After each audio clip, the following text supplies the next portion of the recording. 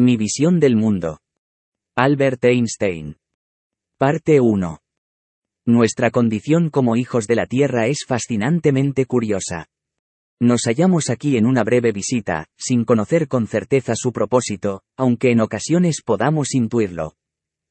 Frente a las exigencias de la vida diaria, la reflexión parece superflua. Estamos aquí para otros. Primordialmente, para aquellos cuya sonrisa y bienestar son la raíz de nuestra propia felicidad, pero también para los desconocidos cuyos destinos se entrelazan simpatéticamente con el nuestro. 1000 veces al día reflexiono sobre cómo mi vida, tanto en su manifestación externa como en la interna, se sustenta en el esfuerzo de otros, ya sean vivos o difuntos. Siento la obligación de corresponder en la misma medida en que he recibido y sigo recibiendo.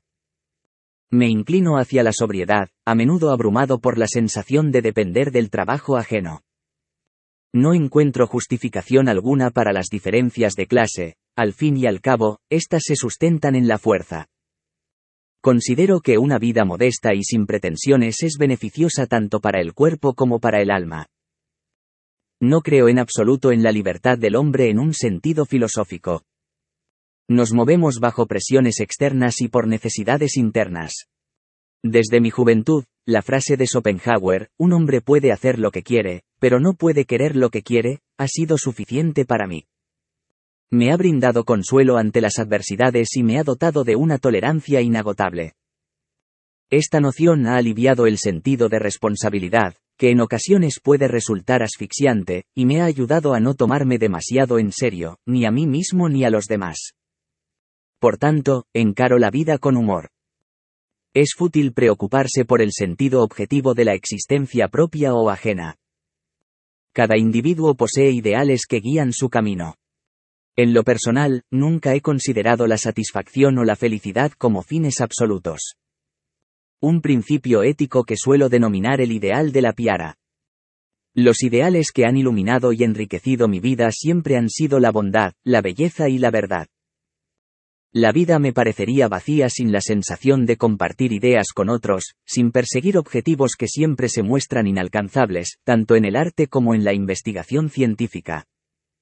Desde mi juventud, las metas mundanas de posesión, éxito externo y lujos me han parecido despreciables.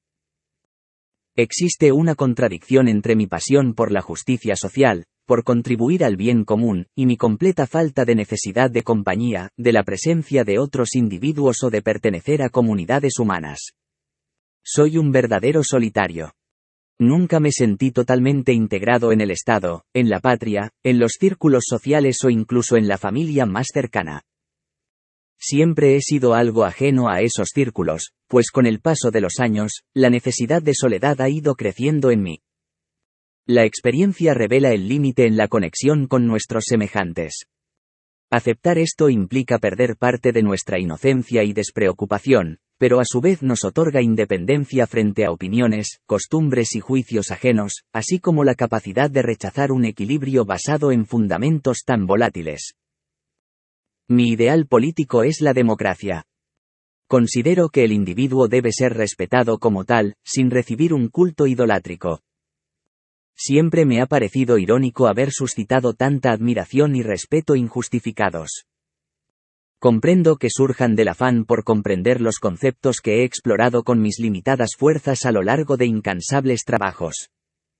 Sin embargo, es un afán que muchos no podrán satisfacer. Entiendo, por supuesto, que para lograr cualquier objetivo se requiere de alguien que piense y actúe como responsable. Pero aún así, debemos buscar formas de evitar la imposición de líderes, deben ser elegidos.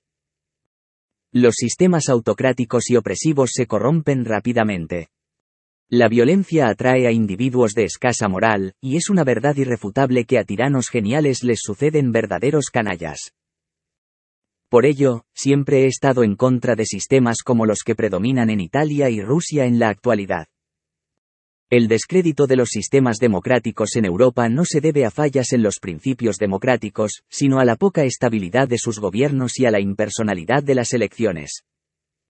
Creo que la solución está en adoptar un modelo similar al de Estados Unidos, un presidente elegido por un periodo lo suficientemente prolongado y dotado de los poderes necesarios para asumir toda la responsabilidad. Por otro lado, valoro nuestra concepción del Estado, que cada vez más protege al individuo en situaciones de enfermedad o necesidad material. Es importante entender que el Estado no puede ser lo más importante. Lo verdaderamente esencial es el individuo creador, sensible, la personalidad. Solo de él emana la creación de lo noble y lo sublime. Lo masivo permanece indiferente al pensamiento y al sentir. Ahora, paso a abordar el peor engendro nacido del espíritu de las masas, el ejército, al que aborrezco. El simple hecho de desfilar al ritmo de una marcha es suficiente para que merezca todo mi desprecio, pues aquellos capaces de hacerlo han recibido un cerebro por error, cuando les bastaría con la médula espinal. Esta mancha en la civilización debería desaparecer lo antes posible. Detesto las hazañas de sus líderes, los actos de violencia sin sentido y el patriotismo que propagan. Las guerras me parecen cínicas y despreciables. Prefiero ser desmembrado antes que participar en acciones tan viles. A pesar de todo, tengo una alta opinión de la humanidad. Creo que este fantasma se habría disipado hace mucho si no fuera por la corrupción sistemática a la que se somete el sentido común de los pueblos a través de la educación y la prensa, por parte de individuos e instituciones interesados económicamente y políticamente en la guerra. El misterio es la experiencia más hermosa que podemos experimentar. Es la sensación primordial, la fuente del verdadero arte y la ciencia. Quienes no pueden asombrarse ni maravillarse están muertos, sus ojos han dejado de ver. Esta experiencia de lo misterioso, aunque mezclada con temor, también ha dado origen a la religión. Pero la verdadera religiosidad es comprender la existencia impenetrable para nosotros, reconocer las manifestaciones de una razón más profunda y una belleza más resplandeciente, accesibles solo en su forma más elemental para el intelecto. En este sentido, y solo en este, me considero profundamente religioso.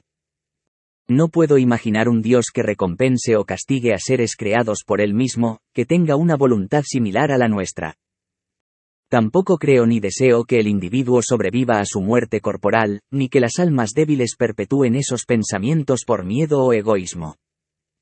Me basta con el misterio de la eternidad de la vida, con la conciencia de la construcción prodigiosa de la existencia y con la aspiración honesta de comprender la mínima parte de la razón que podemos discernir en la obra de la naturaleza.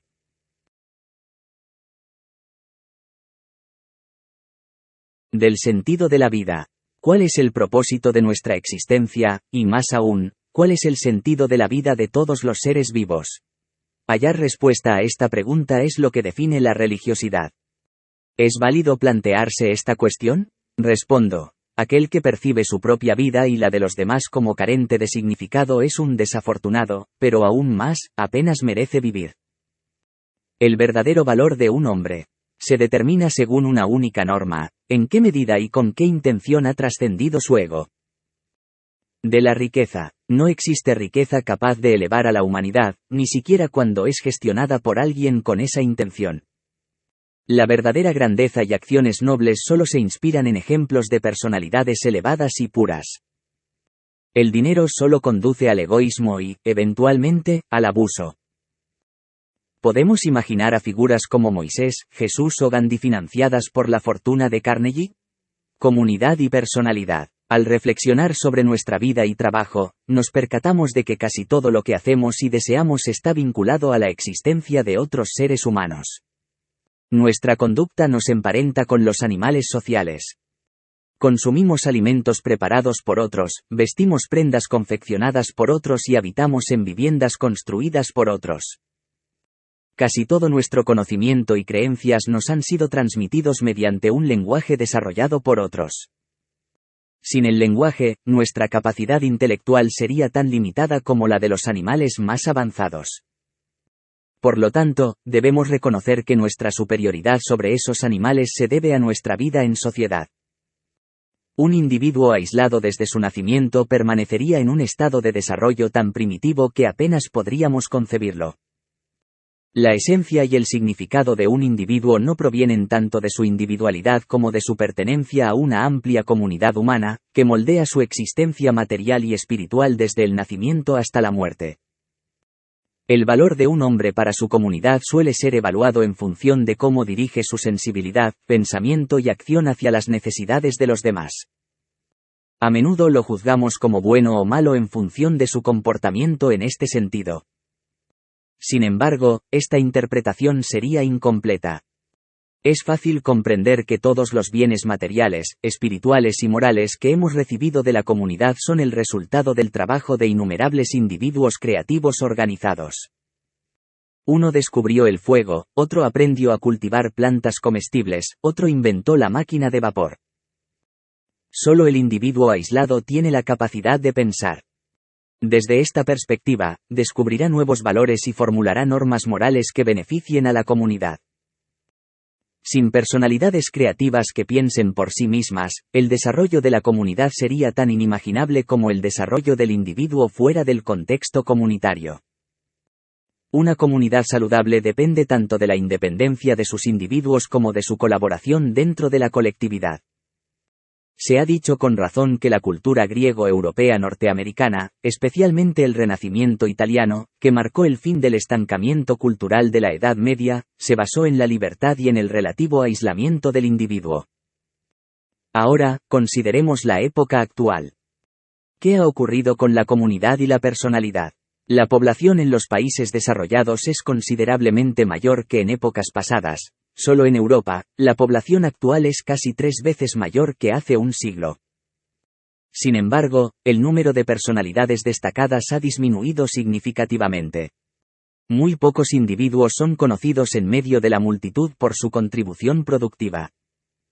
La organización ha compensado en cierta medida la falta de figuras destacadas, especialmente en el ámbito técnico, pero también en cierta medida en el ámbito científico.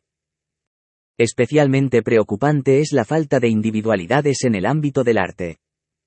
Tanto la pintura como la música han experimentado un declive y han perdido gran parte de su impacto en la sociedad. En política, no solo escasean los líderes, sino que también ha disminuido la independencia espiritual y el sentido de justicia de los ciudadanos. Los sistemas democráticos y parlamentarios, que presuponen un cierto grado de independencia, están retrocediendo en muchos lugares. En su lugar, surgen dictaduras que se sostienen porque el sentimiento de dignidad y justicia ya no está tan arraigado en las personas.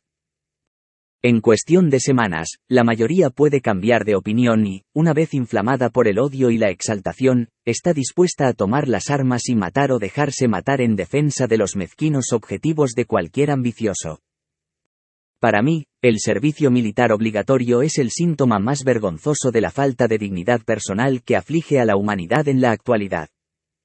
Esto ha generado profecías sobre un inminente declive de nuestra cultura.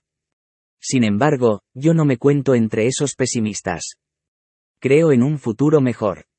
Pero quiero respaldar esta esperanza. Los signos actuales de decadencia, en mi opinión, se deben al hecho de que el desarrollo económico y tecnológico ha intensificado la lucha del hombre por la supervivencia, dañando gravemente su desarrollo libre.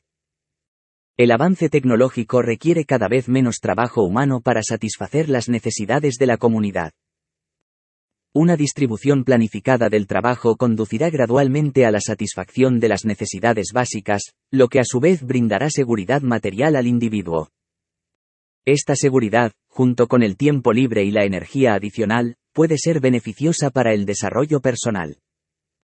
De esta manera, la comunidad podrá sanar. Esperemos que los historiadores del futuro interpreten los males sociales actuales como simples dolencias infantiles de una humanidad con aspiraciones de progreso, causadas únicamente por la rapidez excesiva del proceso cultural.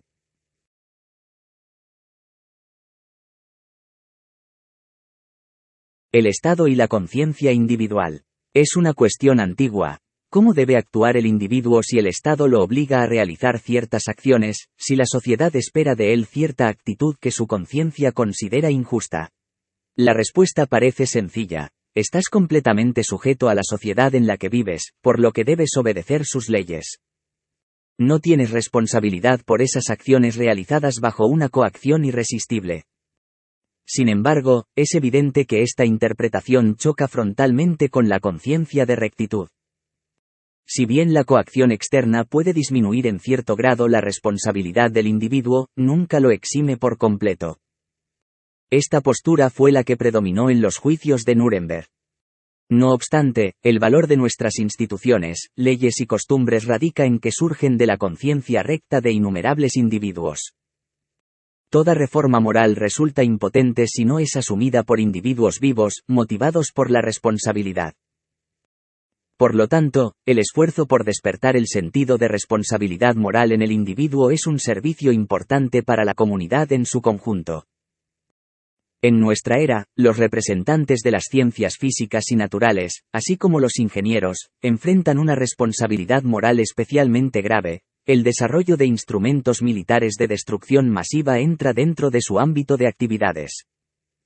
Es por ello que considero que la creación de una sociedad para la responsabilidad social en la ciencia responde a una necesidad real. Tal asociación facilitaría, mediante el debate conjunto de los problemas, que cada individuo llegara, por el camino que elija, a expresarse de manera independiente. Además, sería necesario establecer un sistema de apoyo mutuo entre aquellos que se encuentren en situaciones límite debido a que siguieron la voz de su conciencia. Bueno y malo. En principio, es válido afirmar que debemos reservar nuestro mayor aprecio para aquellos que más han contribuido a dar significado al individuo y a la vida humana. Sin embargo, al preguntarnos quiénes son estos individuos, nos enfrentamos a grandes dificultades para responder. En el caso de los políticos e incluso de los líderes religiosos, muchas veces no es seguro que hayan llevado a cabo más acciones buenas que malas.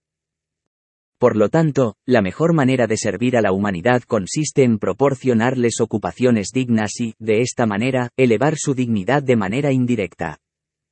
Esto es especialmente válido en primer lugar para los artistas, pero también para los investigadores.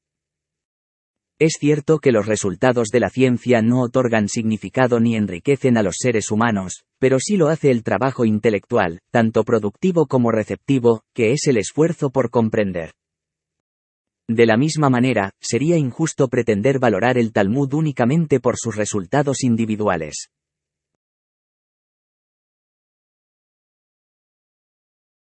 Religión y ciencia. Todo lo imaginado y realizado por el ser humano sirve para liberarlo de sentimientos de necesidad y para calmar sus sufrimientos. Debemos tener esto en cuenta si queremos comprender los movimientos espirituales y su desarrollo. Pues, sentir y anhelar son el motor de todos los logros humanos, aunque esta afirmación pueda parecer demasiado idealista. ¿Cuáles son los sentimientos y las necesidades que han llevado al ser humano al pensamiento religioso y a creer, en el sentido más amplio de la palabra? Al reflexionar sobre esto, nos daremos cuenta de que en los orígenes del pensamiento y la experiencia religiosa encontramos una amplia gama de sentimientos. En el ser humano primitivo, el miedo juega un papel crucial. Miedo al hambre, a los animales salvajes, a la enfermedad, a la muerte. Debido a que, en ese nivel de existencia, la comprensión de las conexiones causales suele ser mínima, la mente humana crea entidades más o menos análogas, cuyas acciones o deseos determinan los eventos temidos. Así surge el deseo de ganarse el favor de estas entidades mediante la celebración de ceremonias y la realización de sacrificios que, según las creencias transmitidas de generación en generación, pueden aplacarlas. Esto es lo que se conoce como la religión del miedo. Esta forma de religión no es creada, pero sí es en gran parte establecida por la formación de una casta de sacerdotes que se presentan como intermediarios entre el pueblo y las entidades temidas, y que posteriormente establecen una supremacía. Una segunda fuente de configuraciones religiosas son los sentimientos sociales. Los padres, las madres, los líderes de las comunidades humanas son mortales y susceptibles de cometer errores. El anhelo de dirección, amor y apoyo moral motiva la creación de conceptos sociales, como el concepto moral de Dios. Este es el Dios de la providencia, que ampara, dispone, recompensa y castiga. Es el Dios que, según la percepción de los seres humanos, guía la vida familiar y la humanidad, consuela en momentos de desgracia y nostalgia, y cuida las almas de los difuntos. Estas son las nociones morales y sociales de Dios. En las Sagradas Escrituras del pueblo judío, se nota la evolución desde la religión del miedo hacia la religión moral. Esta evolución se lleva a cabo en el Nuevo Testamento. Las religiones de todos los pueblos civilizados, especialmente las de Oriente, son en esencia religiones morales. El avance fundamental en su existencia es el paso de las religiones basadas en el miedo a las de orden moral. Sin embargo, al considerarlas, debemos evitar el prejuicio de que toda religión primitiva está puramente basada en el miedo, y que toda religión de los pueblos civilizados es puramente de tipo moral. Todas son mixtas, aunque la proporción entre el avance cultural de un pueblo y el predominio en él de la religión de tipo moral varía. Lo que iguala a todas estas religiones es el carácter antropomórfico que atribuyen a Dios. Es un estadio de la experiencia religiosa que solo intentan superar ciertas sociedades y ciertos individuos particularmente dotados. En todas se encuentra un tercer grado de experiencia religiosa, aunque casi nunca esté en estado puro. Se trata de la llamada religiosidad cósmica, difícil de comprender, ya que no implica un concepto antropomórfico de Dios. El individuo siente la futilidad de los deseos y metas humanas, y percibe el sublime y maravilloso orden que se manifiesta tanto en la naturaleza como en el mundo de las ideas. Este orden lleva a sentir la existencia individual como una especie de prisión, y conduce al deseo de experimentar la totalidad del ser como un todo razonante y unitario. La religiosidad cósmica se puede encontrar incluso en las primeras etapas del desarrollo religioso, como en algunos salmos de David y en algunos profetas. Este componente de religiosidad cósmica está mucho más acentuado en el budismo, como lo han demostrado los magníficos escritos de Schopenhauer. Los genios religiosos de todos los tiempos son admirables gracias a esta religiosidad que no conoce dogmas ni un Dios concebido a la manera del ser humano. Es por esto que no puede haber ninguna iglesia cuya enseñanza fundamental se base en la religiosidad cósmica, y también por eso encontraremos entre los herejes de todos los tiempos a hombres imbuidos de ella, considerados a menudo idealistas o incluso santos por sus contemporáneos. Hombres como Demócrito, Francisco de Asís y Spinoza están muy cerca unos de otros. ¿Cómo pueden los seres humanos comunicar esta religiosidad cósmica si no es posible formar un concepto de Dios ni una teología con ella?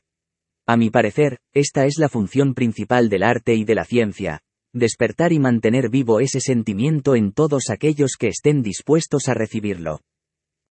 Así llegamos a una concepción poco común de las relaciones que vinculan la ciencia con la religión. Tradicionalmente, tendemos a creer que la ciencia y la religión son dos entidades irreconciliablemente antagónicas, y esto se debe a un motivo muy comprensible. Aquellos que están imbuidos de la regularidad causal de todos los hechos considerarán imposible el concepto de un ente que intervenga en los sucesos del universo, ya que en la hipótesis de la causalidad no caben ni la religión del miedo ni la religión social, es decir, moral. Según esta perspectiva, es impensable un Dios que recompensa y castiga, que presupone que el ser humano actúa según compulsiones externas e internas, de modo que no puede ser responsable ante Dios, como no lo es un objeto carente de vida por sus movimientos. Esta es la razón por la que se ha acusado a la ciencia de corromper la moral, una acusación muy injusta. Para que el comportamiento ético de los seres humanos sea eficaz, debe basarse en la compasión, la educación y en motivos sociales, y no necesita de ninguna base religiosa. Sería muy triste por parte de la humanidad si solo se refrenara por miedo al castigo y por esperanza de un premio después de la muerte. Es comprensible que la Iglesia haya combatido la ciencia y haya perseguido a sus adeptos desde siempre. Sin embargo, opino que la religiosidad cósmica es el estímulo más elevado de la investigación científica. Solo aquel que pueda imaginar los esfuerzos extraordinarios que hacen falta para abrir nuevos caminos a la ciencia es capaz de apreciar la fuerza del sentimiento que surge de un trabajo ajeno a la vida práctica. ¿Qué fe más profunda en la racionalidad del universo construido, y qué anhelo por comprender, aun cuando fuera solo una pequeña parte de la razón que revela este mundo, tenían que animar a Kepler y a Newton para que fueran capaces de desentrañar el mecanismo de la mecánica celeste con el trabajo solitario de tantos años? Quien solo conozca la investigación científica por sus aplicaciones prácticas llegará fácilmente a una concepción falsa del estado de ánimo de los hombres que han abierto el camino de la ciencia. Solo aquel que haya consagrado su vida a objetivos semejantes posee una imagen viviente de lo que ha inspirado y dado fuerza a estos hombres para que, a pesar de innumerables fracasos, permanecieran fieles a su objetivo. Es la religiosidad cósmica la que da esa fuerza. Un contemporáneo ha dicho, y no sin razón, que en esta época tan fundamentalmente materialista son los investigadores científicos serios los únicos hombres profundamente religiosos. La religiosidad de la investigación es única y diferente a la del hombre ingenuo. Mientras que para este último, Dios es un ente en el que se deposita esperanza y temor de su castigo, creando una especie de relación personal similar a la de padre e hijo, para el investigador la perspectiva es diferente. Está impregnado por la causalidad de todos los hechos. Para él, el futuro no es menos importante ni menos determinado que el pasado. La moral no es una materia divina, sino puramente humana. La religiosidad del investigador se basa en el asombro ante la armonía de las leyes que rigen la naturaleza. En estas leyes, se manifiesta una racionalidad tan profunda que hace que toda estructura del pensamiento humano parezca insignificante en comparación. Este sentimiento es la razón principal de su vida y puede elevarlo por encima de la servidumbre a los deseos egoístas. Es innegable que este sentimiento está estrechamente relacionado con el que colma los caracteres creadores y religiosos de todos los tiempos. En la mente del investigador, la búsqueda del conocimiento se convierte en una forma de adoración, una rendición reverente ante la maravilla y el misterio del universo, llevándolo a alcanzar niveles de comprensión y elevación espiritual que trascienden los límites de lo meramente humano. La religiosidad de la investigación. Difícilmente puede encontrarse un espíritu de investigación científica que carezca de una religiosidad específica, propia. Sin embargo, esta se diferencia de la del hombre ingenuo. Para este, Dios es un ente en cuya solicitud se tiene esperanza y temor de su castigo, sublimado sentimiento de la relación entre padre e hijo, un ente con el que se establece, en cierta medida, una relación personal. Pero el investigador está impregnado por la causalidad de todos los hechos. El futuro no es ni menos importante ni está menos determinado que el pasado. Para él, la moral no es una materia divina, sino puramente humana. Su religiosidad se apoya en el asombro ante la armonía de las leyes que rigen la naturaleza, en la que se manifiesta una racionalidad tal que, en contraposición con ella, toda estructura del pensamiento humano se convierte en insignificante destello. Este sentimiento es la razón principal de su vida y puede elevarlo por encima de la servidumbre a los deseos egoístas. No hay duda de que este sentimiento está muy allegado al que colma los caracteres creadores y religiosos de todos los tiempos. El paraíso perdido. Aún en el siglo XVII, los científicos y artistas de toda Europa estaban tan sólidamente unidos por un idealista lazo común que su trabajo en cooperación apenas se veía influenciado por los acontecimientos políticos. El uso generalizado de la lengua latina reforzaba aún más esta comunidad. Hoy contemplamos esta situación como un paraíso perdido. Las pasiones nacionales han destruido la comunidad de espíritus y el latín que antes unía a todos ya no se utiliza. Los científicos se han convertido en representantes de las tradiciones nacionales más radicales y han perdido el sentido de la comunidad. Estamos ante el desconcertante hecho de que los políticos, los hombres de la vida práctica, se han convertido en exponentes del pensamiento internacional. Son ellos quienes han creado la Sociedad de Naciones.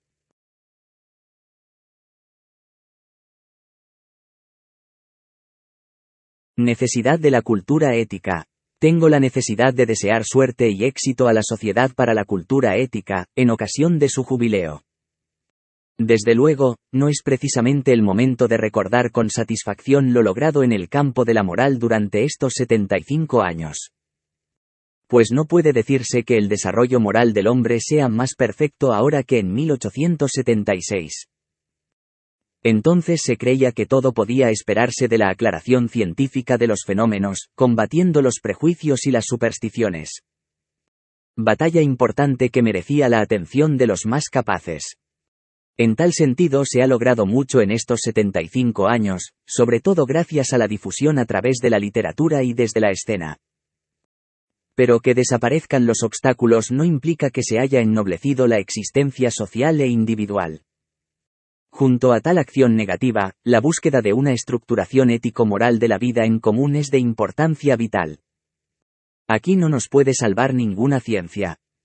Incluso creo que la sobrevaloración de lo intelectual en nuestra educación, dirigida hacia la eficacia y la practicidad, ha perjudicado los valores éticos. No pienso tanto en los peligros que ha traído el desarrollo técnico de la humanidad, sino en la proliferación de un tipo de mutua falta de consideración, de una manera de pensar matter of fact, que se ha interpuesto como una capa de hielo entre las relaciones de los unos con los otros. El perfeccionamiento ético y moral es una meta más cercana a las tareas del arte que a las de la ciencia. También es importante la comprensión de los demás. Pero esta solo da frutos si va acompañada de simpatía y de comprensión. Métodos modernos de inquisición. La inteligencia de este país tiene que enfrentarse con un problema muy serio.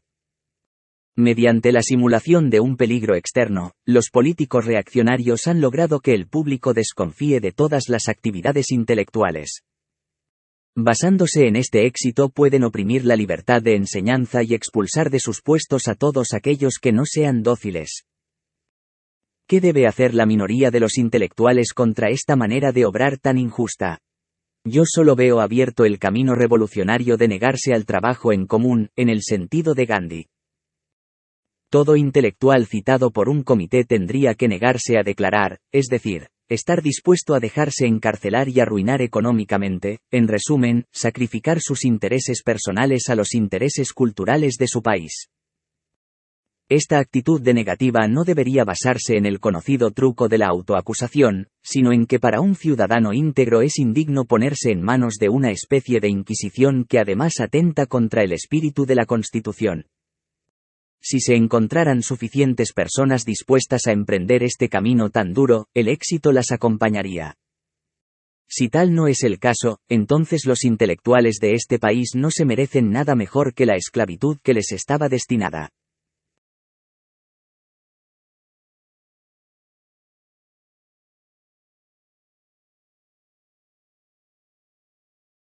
Educación para una independencia en el pensar. No es suficiente enseñar a los hombres una especialidad. Con ello se convierten en algo así como máquinas utilizables pero no en individuos válidos. Para ser un individuo válido el hombre debe sentir intensamente aquello a lo que puede aspirar. Tiene que recibir un sentimiento vivo de lo bello y de lo moralmente bueno. En caso contrario, se parece más a un perro bien amaestrado que a un ser armónicamente desarrollado. Debe aprender a comprender las motivaciones, ilusiones y penas de las personas para adquirir una actitud recta respecto a los individuos y a la sociedad. Estas cosas tan preciosas las logra el contacto personal entre la generación joven y los que enseñan, y no, al menos en lo fundamental, los libros de texto. Esto es lo que representa la cultura ante todo. Esto es lo que tengo presente cuando recomiendo humanidades y no un conocimiento árido de la historia y de la filosofía.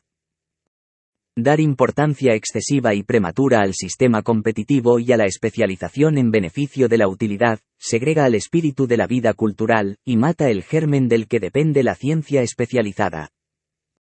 Para que exista una educación válida es necesario que se desarrolle el pensamiento crítico e independiente de los jóvenes, un desarrollo puesto en peligro continuo por el exceso de materias, sistema puntual. Este exceso conduce necesariamente a la superficialidad y a la falta de cultura verdadera. La enseñanza debe ser tal que pueda recibirse como el mejor regalo y no como una amarga obligación.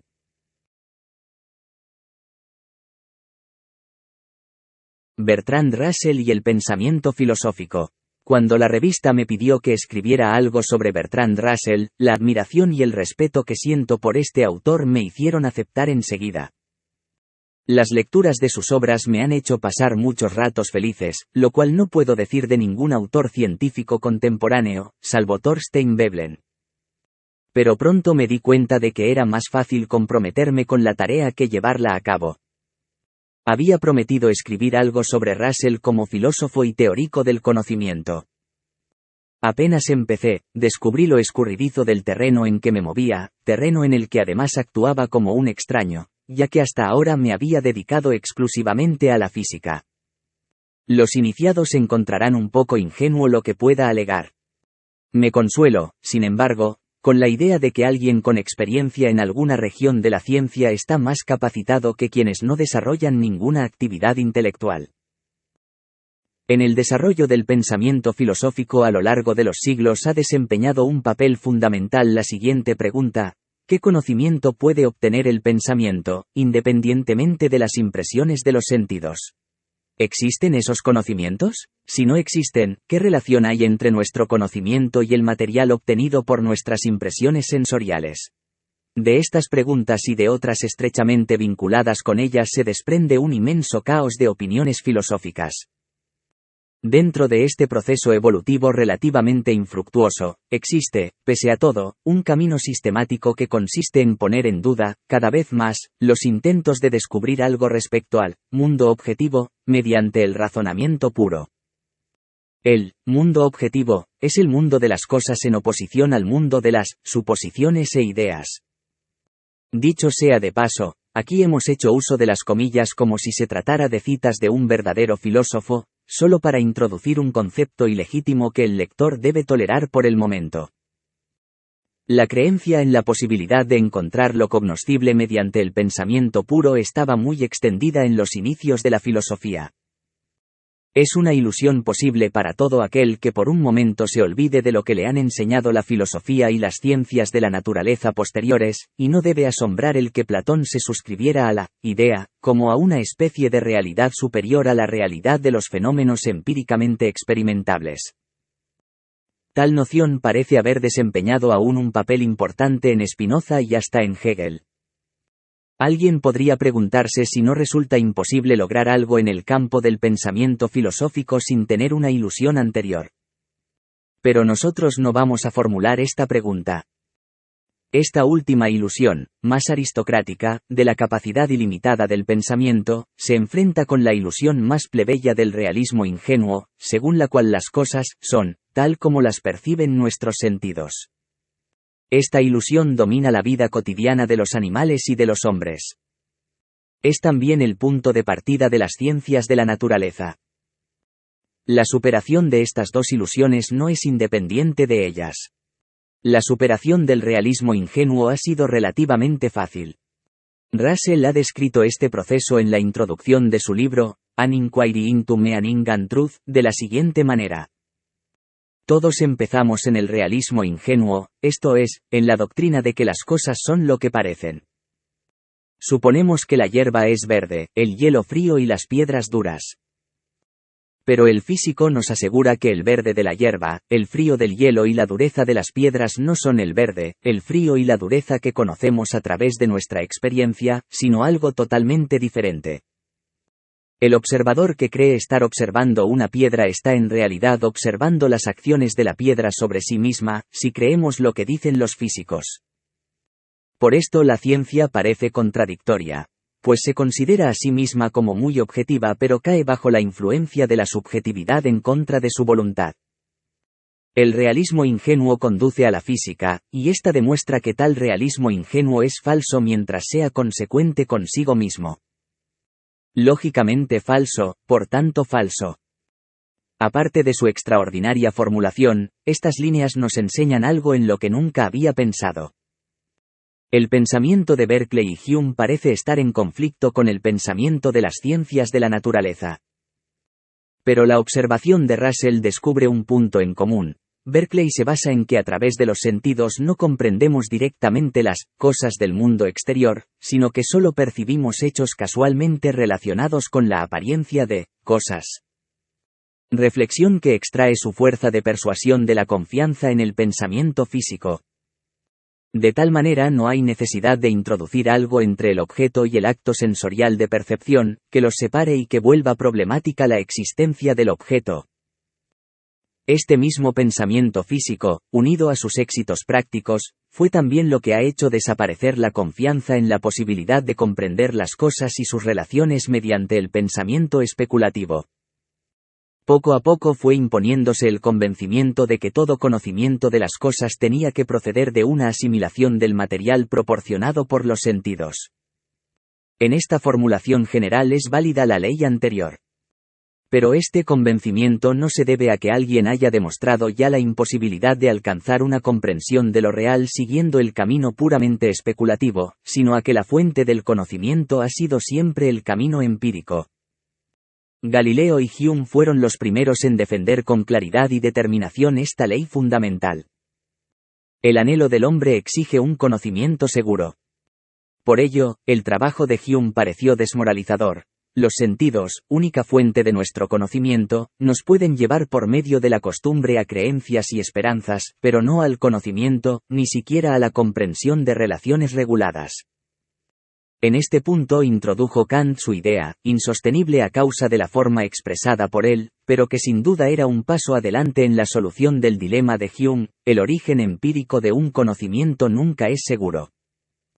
Por consiguiente, si tenemos conocimientos seguros, ellos han de estar basados en la razón. Tal es lo que se piensa respecto a las leyes de la geometría y al principio de causalidad. Estos y otros conocimientos determinados son, por decirlo así, parte del instrumental del pensamiento, por tanto no se han conseguido a través de los sentidos, esto es, son conocimientos a priori. Hoy todo el mundo sabe que los conocimientos mencionados no tienen nada de seguros, como opinaba Kant, sino que responden a una necesidad interior. Una vez llegados aquí, creo que la comprobación de que estamos bastante justificados al concebir esos conceptos es cierta. Ningún camino lleva a los conceptos desde la experiencia sensorial, si miramos desde el punto de vista lógico.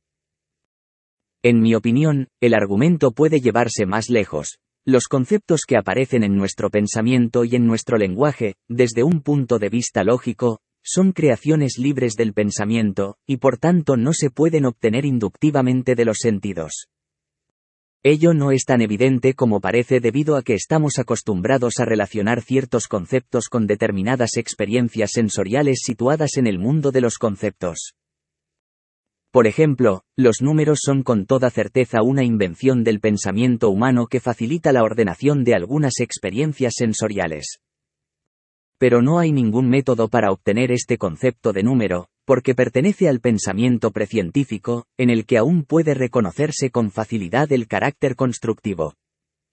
A medida que consideremos conceptos más primitivos de la vida cotidiana, las costumbres enraizadas nos dificultarán cada vez más el reconocimiento de los conceptos como creaciones independientes del pensamiento. Por lo tanto, de lo anterior se podría llegar a una teoría que considerase que los conceptos surgen de la experiencia por abstracción, es decir, suprimiendo una parte de su contenido. Voy a intentar explicar lo funesta que resulta esta interpretación. Si alguien adopta la opinión de Hume, llega a creer con facilidad que hay que evitar todos los conceptos y expresiones que no deriven de los sentidos. Pues lo que da contenido al pensamiento es precisamente la relación que se pueda establecer con la actividad sensorial. Esto último sí lo considero cierto, pero no los requisitos a los que ha de ceñirse el pensamiento. Pues esta pretensión, llevada a sus últimas consecuencias, dejaría fuera a todo el pensamiento metafísico. Quede claro pues qué es lo que quiero dar a entender cuando digo que, a través de su clara crítica, Hume no solo no ha favorecido a una parte de la filosofía, sino que involuntariamente la ha puesto en peligro, motivando la aparición de un miedo a la metafísica, que se ha convertido en una enfermedad de la filosofía empírica actual. Esta enfermedad es el polo opuesto del antiguo filosofar, en que se creía posible suprimir todo lo que guardaba relación directa con la percepción sensorial. Pese al maravilloso análisis que Russell nos ofrece en su libro Meaning and Truth, creo que también en este caso el fantasma del miedo a la metafísica es responsable de algunos defectos. Por ejemplo, creo que es ese miedo el que ha motivado el que, cosa, se interprete como conjunto de cualidades, en el que éstas son aquello que se percibe a través de los sentidos. Esto implica que dos cosas solo pueden ser la misma si concuerdan en todas sus cualidades. Con lo cual habría que incluir entre las cualidades las relaciones geométricas de las cosas, bajo condición, si no, de considerar, siguiendo a Russell, a la Torre Eiffel y a la de Nueva York como la misma cosa. Por lo tanto, no percibo ningún peligro, metafísico, en considerar a la cosa, objeto, en el sentido de la física, como un concepto independiente dentro del sistema, conectado con la correspondiente estructura tiempo-espacio. La contemplación de la obra intelectual de Russell me ha brindado la satisfacción de que, a pesar de todo, en el último capítulo, él sostiene que no se puede prescindir de la metafísica. La única objeción que puedo hacer a esto es la idea implícita que se entreli.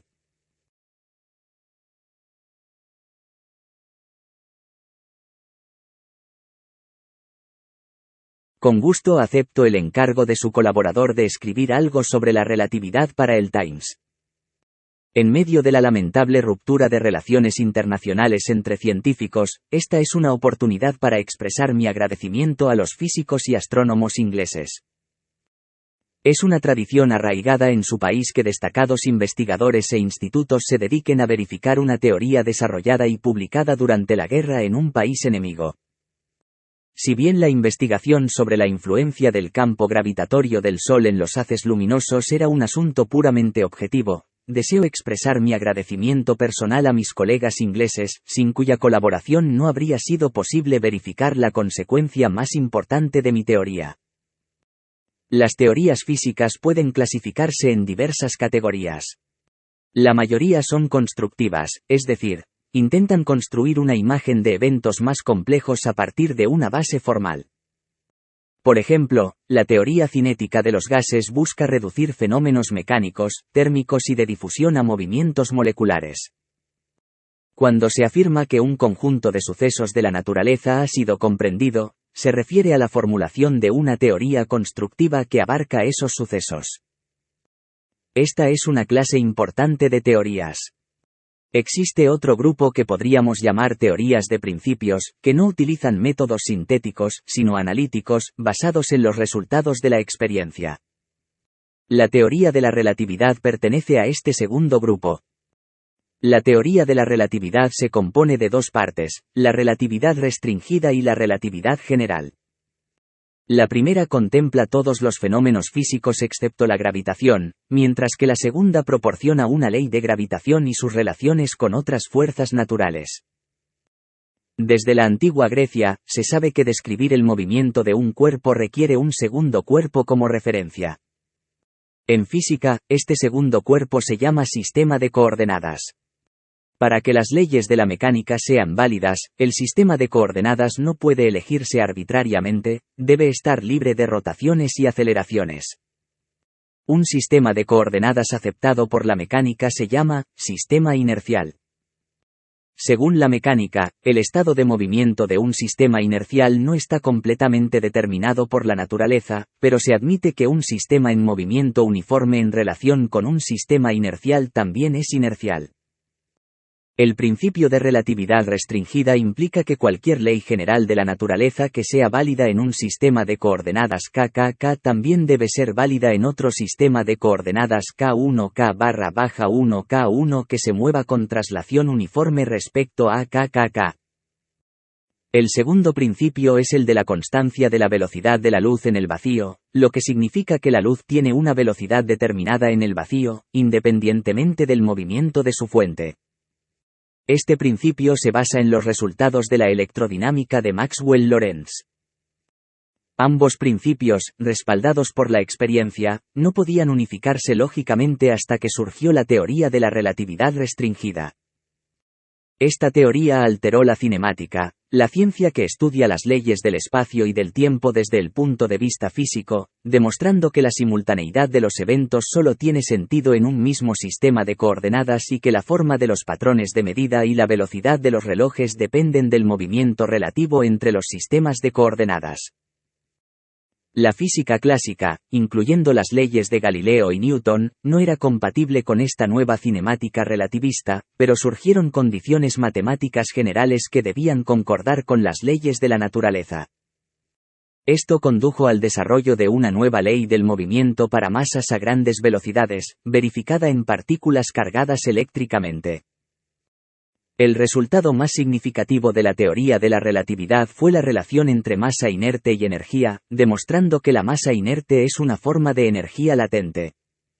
Esto fusionó la ley de conservación de la masa con la de conservación de la energía. La teoría de la relatividad restringida era esencialmente una extensión sistemática de la electrodinámica de Maxwell-Lorentz, pero surgió la pregunta: ¿por qué limitar la independencia de las leyes físicas al estado de sistemas de coordenadas en movimiento uniforme? Esto llevó al principio general de la relatividad, que sostiene que las leyes físicas deben ser independientes de la elección del sistema de coordenadas. Este principio implica que las fuerzas centrífugas pueden interpretarse como una acción de la inercia, lo que sugiere una relación entre la masa inerte y la masa pesante. Sin embargo, la mecánica clásica no permite esta interpretación. Para desarrollar una teoría de la relatividad general, se tuvo que abandonar la geometría euclidiana, ya que las leyes de localización de los cuerpos en el espacio no coincidían con esta geometría. Los conceptos fundamentales como recta y plano perdieron su significado exacto en la física. En la teoría de la relatividad general, el espacio y el tiempo ya no son fundamentos independientes de la física. Ahora, el comportamiento geométrico de los cuerpos y la marcha de los relojes están más influenciados por los campos gravitatorios, que a su vez son generados por la materia. Esta nueva teoría de la gravitación difiere significativamente de la teoría de Newton. Sin embargo, sus resultados prácticos coinciden tan estrechamente que es difícil encontrar criterios de diferenciación basados en la experiencia. Hasta ahora, algunos de los criterios que se han encontrado son: la rotación de las elipses de las órbitas planetarias alrededor del Sol, como se ha comprobado en el caso de Mercurio. La curvatura de los rayos de luz debido a los campos gravitatorios, como se demostró con las fotografías del eclipse solar tomadas durante la expedición inglesa. El desplazamiento hacia el rojo de las líneas espectrales de la luz emitida por estrellas de masa significativa, también verificado posteriormente. El aspecto más destacado de la teoría de la relatividad general es su coherencia lógica. Si se demostrara que una sola de sus consecuencias es incorrecta, la teoría entera debería ser abandonada, ya que cualquier modificación podría comprometer toda su estructura. Sin embargo, es importante destacar que ninguna teoría, incluida esta, puede eliminar intrínsecamente la importancia de la gran creación de la teoría de Newton. Sus ideas seguirán siendo fundamentales en el campo de la filosofía natural, sirviendo como base para nuestra comprensión moderna del mundo físico.